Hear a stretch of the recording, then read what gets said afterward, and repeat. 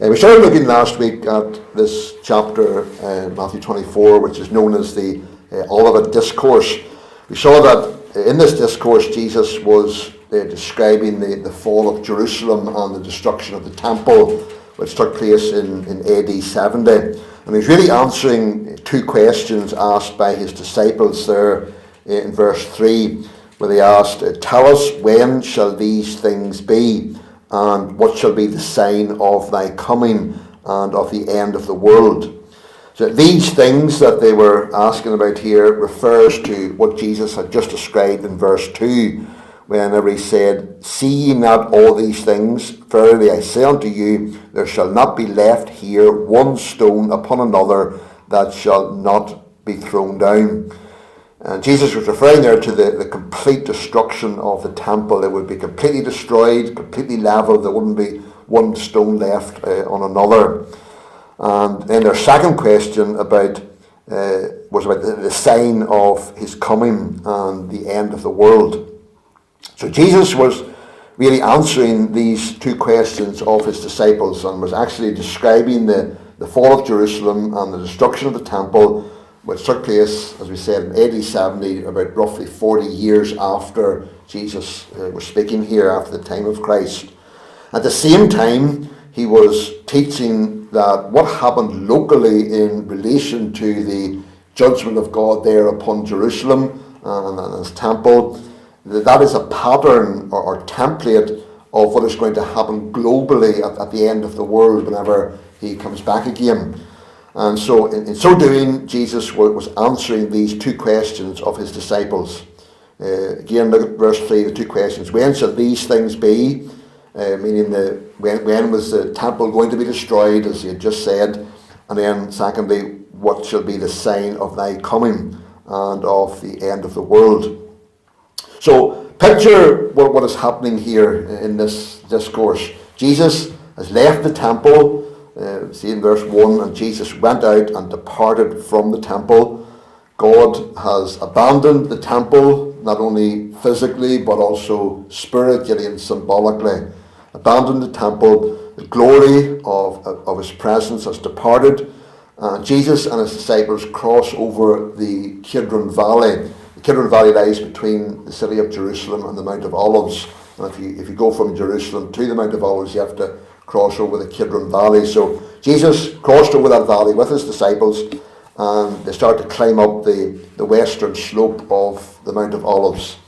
And as they look back over the valley at the impressiveness of the temple standing there on the Temple Mount in their full view, the disciples approach Jesus and they point out this impressiveness and magnificence of these the temple buildings.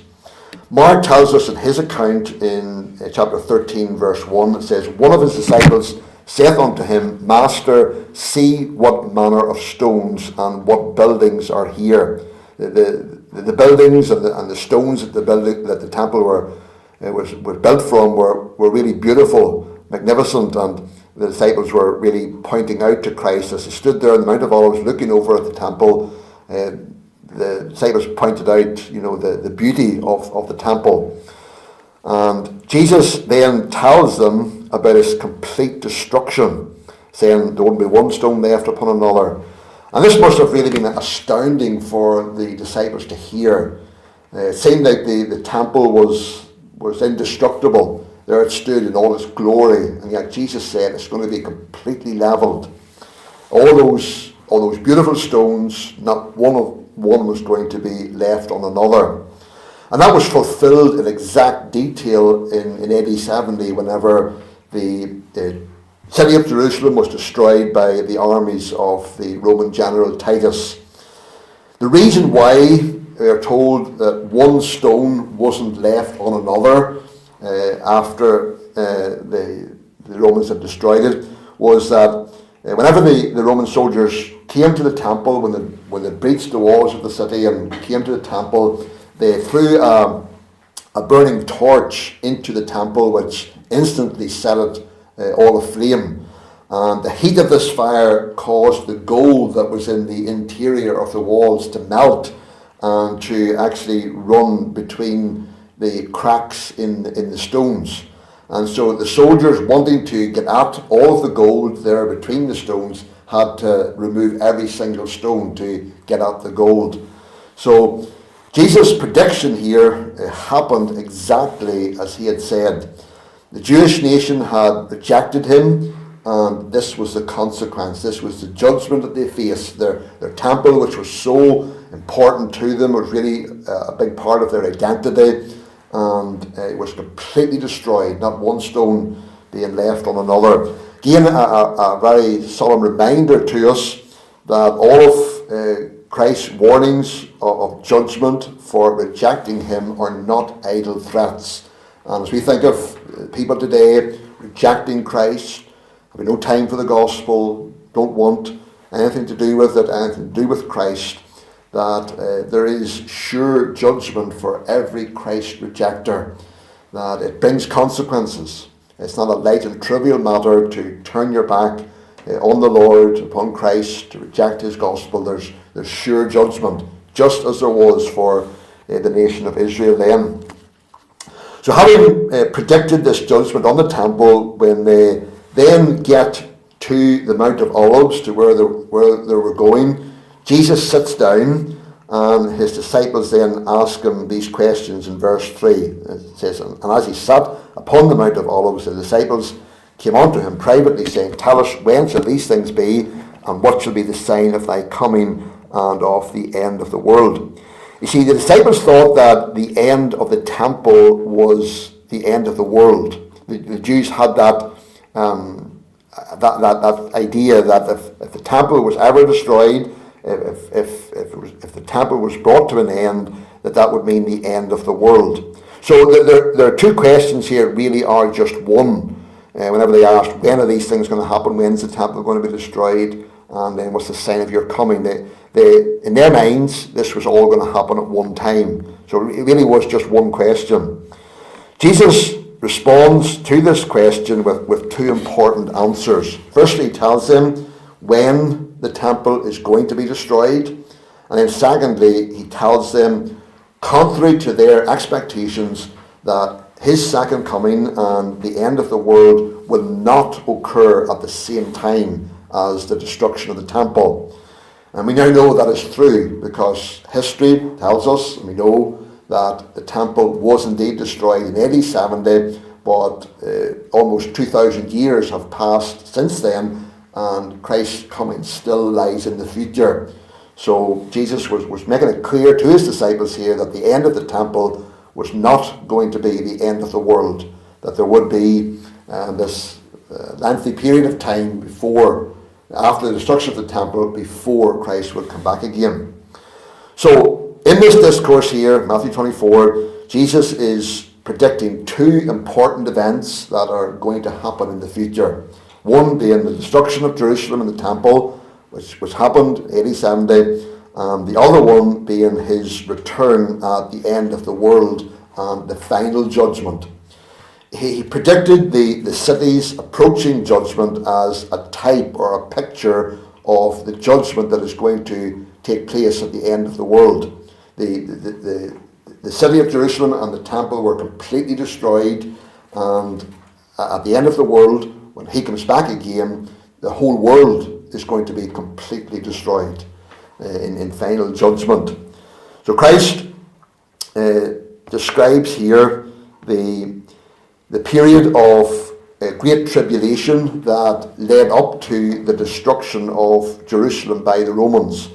And he also describes the period of great tribulation at the close of world history, at the end of the world. And in giving us a picture of that, he really paints it in colours that are borrowed from the destruction of Jerusalem. So the one is really like a foreshadowing of the other. What happened locally with the judgment of Jerusalem is like a picture of what's going to happen globally. A complete destruction whenever Christ comes back again and brings judgment to the whole world. So just give an overview of Matthew 24, this discourse here.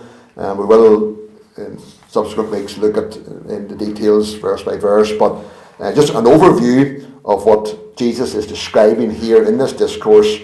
In verses 4 to 14, where we read earlier, Christ is referring to events that would characterize the whole period from the time he was speaking there in AD 33 right until AD 70, when the temple and Jerusalem would be destroyed. During those almost 40 years there would be false Christs, there would be wars and rumors of wars, there would be famines, pestilences, earthquakes, there would be persecution for the people of God, and the gospel would go to all of the known world at that time. Those are the things he talks about there from verses 4 through to verse 14. Those are the events that would characterize that whole period between the time Christ was speaking here and the destruction of Jerusalem. None of those things that he talked about there, false Christs, wars, rumors of wars, famines, and so on, none of those things in themselves were specific signs that indicating that the destruction of the temple and the city were immediately at hand. They were just general characterizations of that whole period between AD 33 and AD 70. They're described in verse 8 as the beginning of sorrows, birth pains. Verse 8 says, all these are the beginning of sorrows, and that's referring to, the word there in the Greek is referring to birth pains. And whenever lady is pregnant and comes to birth pains, the first pains don't mean that she's about to give birth. Sometimes those birth pains can go on for a number of days. So Jesus said that these things that would characterize that period were just at the beginning of birth pains, not the actual event of the birth itself. So at the same time then, those things are a pattern and a type of the whole period between Christ's first and his second coming. Those things would characterize the whole world. The whole period that we are in now of the church age will be characterized by these very same things: false Christs, wars, famines, pestilences, earthquakes. And again, none of those things in themselves are specific signs indicating that the return of Christ and the end of the world is imminent, that is about to happen at any minute. Look back over history and we see that, and again we'll see that when we get into look at these in more detail, but the whole period from Christ's first coming until now has been characterized by these things: false Christs. We've been looking at in 1 John, they were there in John's day, they've been right through this whole period, and earthquakes and sicknesses, pestilences, and so on. They're just general characterizations of this whole period between the first and the second comings of Christ, the beginning of the birth pains.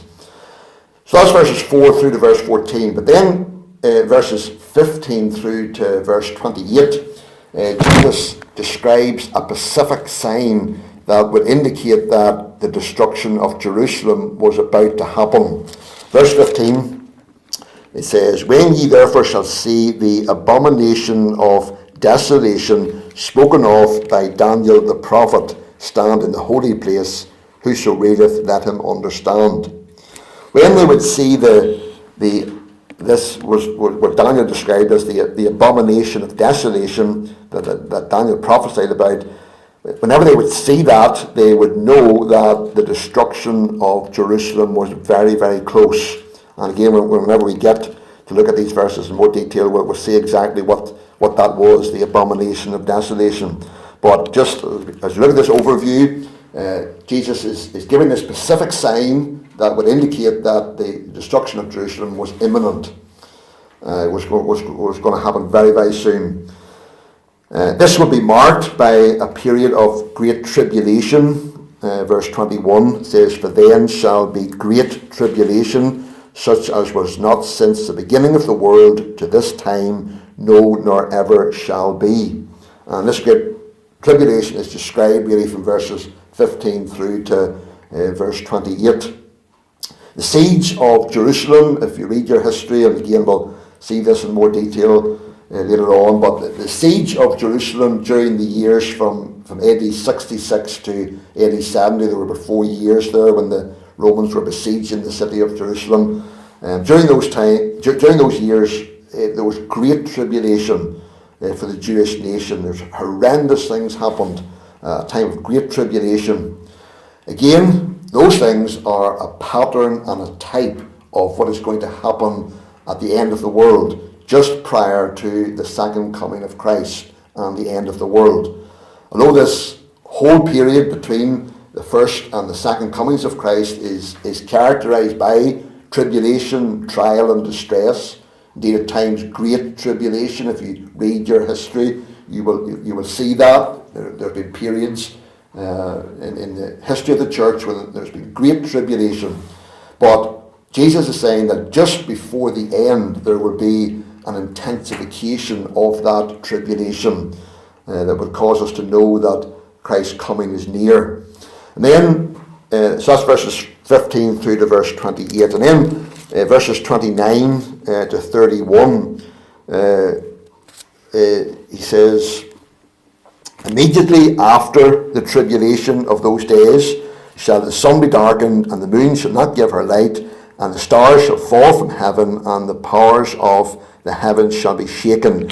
And then shall appear the sign of the Son of Man in heaven, and then shall all the tribes of the earth mourn, and they shall see the Son of Man coming in the clouds of heaven with power and great glory. And he shall send his angels with a great sound of a trumpet, and they shall gather together his elect from the four winds, from one end of heaven to the other.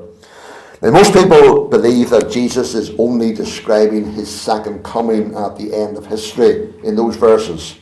But there is more to it than that. And again, we'll see it in more detail whenever we get to those verses.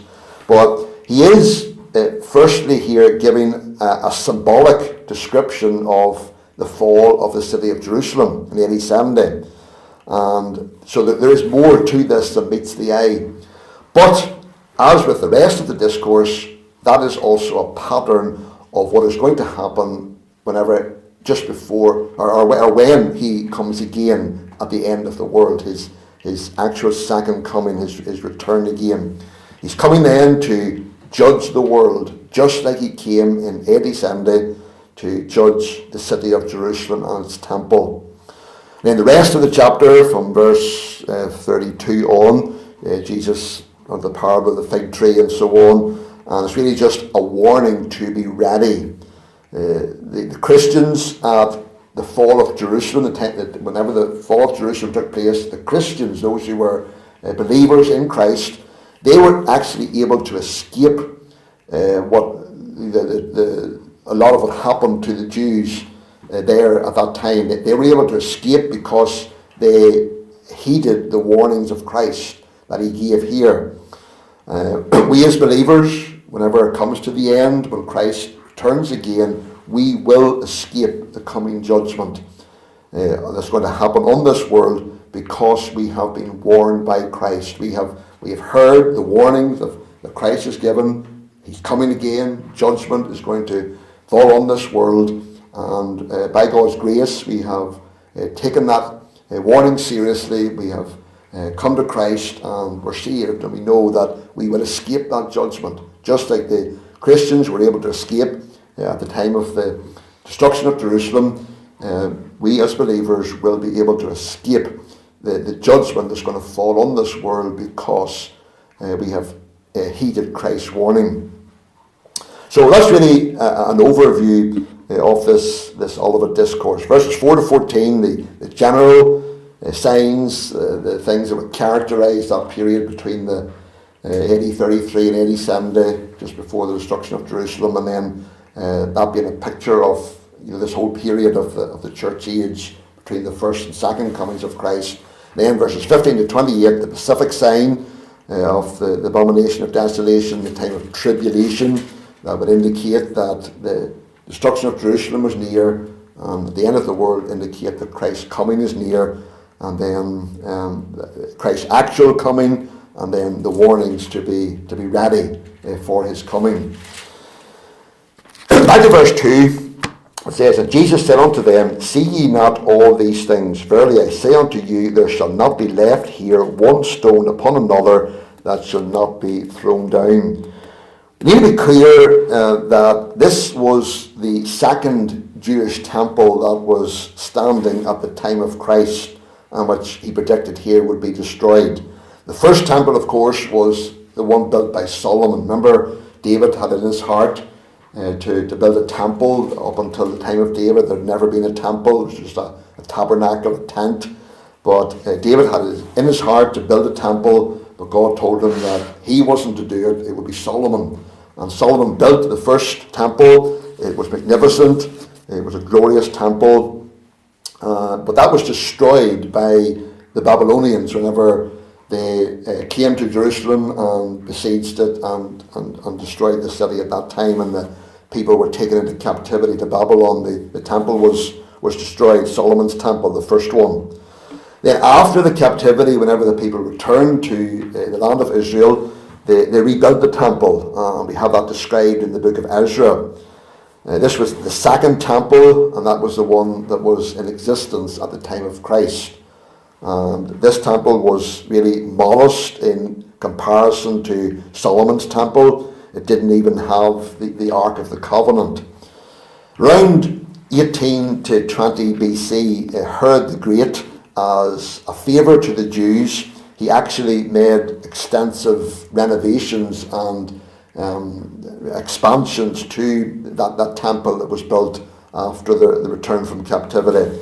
And those extensions and renovations really transformed the temple into a much grander structure. And it was often referred to as Herod's temple. And this is the temple that Jesus is referring to here that was going to be completely destroyed.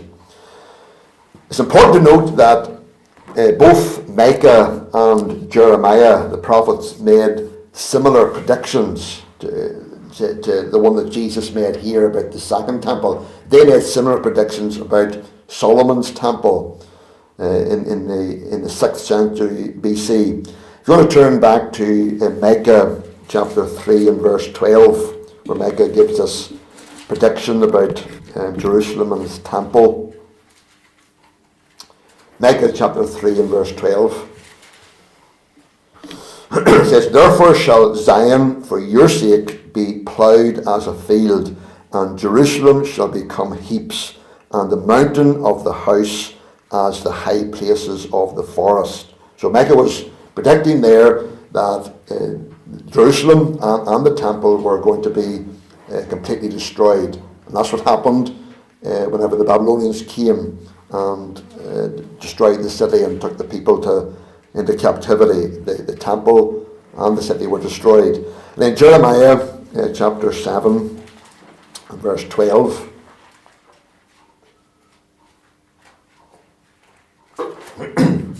Jeremiah 7 verse 12.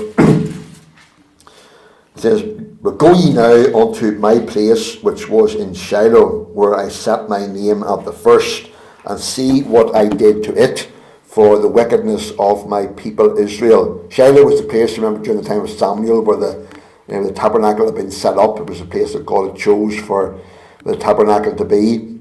And it experienced God's judgment and was left completely desolate. And so Jeremiah is telling the people, go and see what happened at Shiloh.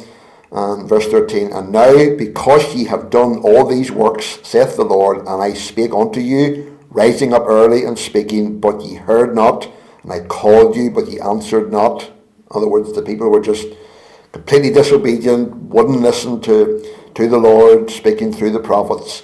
And in verse 14, "Therefore will I do unto this house, which is called by my name, wherein ye trust, and unto the place which I gave to you and to your fathers, as I have done to Shiloh." So again, a very clear prediction that because of the disobedience of the people, God was going to completely destroy their temple, which was Solomon's temple. Both of those predictions, one by Micah and by Jeremiah, were fulfilled in 587 BC whenever the Babylonians destroyed Solomon's temple. So we see a repeated pattern. What happened at Shiloh, the place God first chose there in the Promised Land, is to have his tabernacle. People were disobedient. God destroyed it. Solomon's temple was built, and then people were disobedient. God destroyed it, allowed it to be destroyed. And then in AD 70, the people, the Jewish nation, having rejected Christ for the final time, God caused their temple to be completely destroyed, a repeated pattern. Verse 3, it says, And as he sat upon the Mount of Olives, the disciples came unto him privately, saying, Tell us, when shall these things be, and what shall be the sign of thy coming and of the end of the world? As we said earlier, the disciples believed, as did most in that time, that the temple was as permanent as the world itself. If the temple was going to be destroyed, they believed this would mark the end of the world. Jesus corrects that mistaken assumption here, and he basically says the two events are not the same, and they're not going to happen at the same time. The destruction of Jerusalem and the temple, he said, will occur in this generation. If you look at verse 34 of Matthew 24. He says, Verily I say unto you, this generation shall not pass till all these things be fulfilled. So Jesus was saying that the generation in which he lived was not going to pass away. It was in that very generation that all of these things that he was predicting here would happen. So that is, of course, it's got to refer to the destruction of Jerusalem and the temple in AD 70. But then he says, My coming and the end of the world will not happen at that time. There's going to be a lengthy delay. And we have that, we'll see that when we come to those verses. Really from verse 36 of chapter 24 right through to Matthew 25, the parables there of the 10 virgins and so on. There was a delay in the bridegroom's coming. I mean, Christ was teaching there's going to be a delay from these things happen. Jerusalem's destroyed. There's going to be a delay until my coming. No one's going to know when I'm coming, exactly when I'm coming. There will be no signs that will point to the very precise moment of his return. And he's really saying, I don't even know myself, verse 36, but of that day and hour knoweth no man, no not the angels of heaven, but my Father only. The people have made these predictions and given dates about when exactly they thought Christ was going to come back again. It's all wrong because we can't. Christ himself didn't even know.